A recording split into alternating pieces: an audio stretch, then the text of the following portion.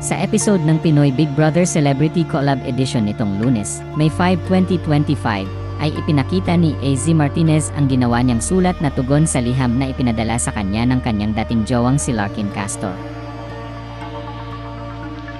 Matapos niyang gawin ang sulat para sa kanyang ex-boyfriend ay ibinahagi ni AZ kay Kuya ang nilalaman nito.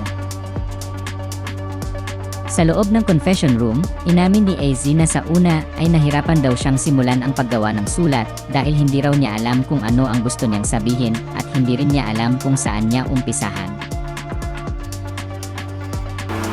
Honestly kuya, nung inuumpisahan ko yung letter, sobrang hirap talaga ako na hindi ko alam anong sasabihin, hindi ko alam saan uumpisahan. Kasi with that letter, parang I have to make a decision already. Because my necklace, may mga sinabi siya sa letter niya. And parang it's time to make it clear.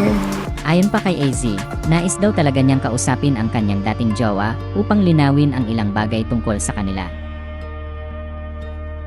Ikinatuwa naman niya na sumulat sa kanya ang ex-boyfriend niya habang nasa loob siya ng bahay ni Kuya.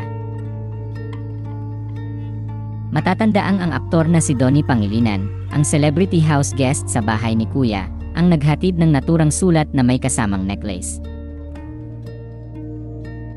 Inilahad ni AZ na sinabi ni Larkin sa liham na hindi pa rin daw ito sumusuko sa paghihintay sa kanya at sobrang selfish daw niya kung ipagpapatuloy niya pa rin na ganon. Sabi niya doon, he hasn't given up. And sobrang selfish ko if pagpapatuloy ko pa rin na ganun. Tapos ako, masaya lang dito. Selfish na ako nun.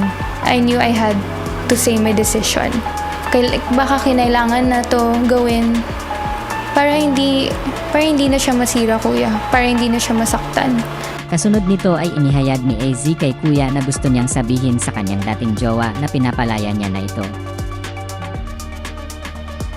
Dagdag pa niya, choice na raw ni Larkin kung gusto pa rin itong maghintay pero ayaw na raw niyang kontrolin, pilitin, habulin o guluhin pa ito.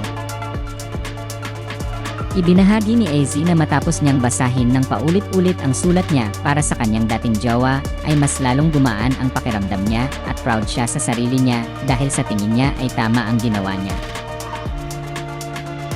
Kaya naman nagbigay ng mensahe si Kuya para kay AZ. AZ, alam kong hindi madali ang desisyong ginawa mo. Ending a relationship is never easy. Ang paghilom ay isang proseso. Hindi mo kailangang madaliin. Sana lang pag nagkita kayo ni Larkin sa labas ng bahay, magkaroon kayo ng pagkakataon na mag-usap ng maayos, ng may respeto, para magkaroon ng closure na makakatulong sa inyong dalawa. My hope is that you find peace in your heart. And when you are ready, mas buo ka na, mas matatag, at mas handa na magmahal muli. Matatanda ang inamin ni AZ noong April na hiwalay na sila ni Larkin bago pa man siya pumasok sa loob ng bahay ni Kuya. Ayon kay AZ, on and off na ang relasyon nila ng kanyang dating jowa at ilang beses na rin daw silang naghiwalay.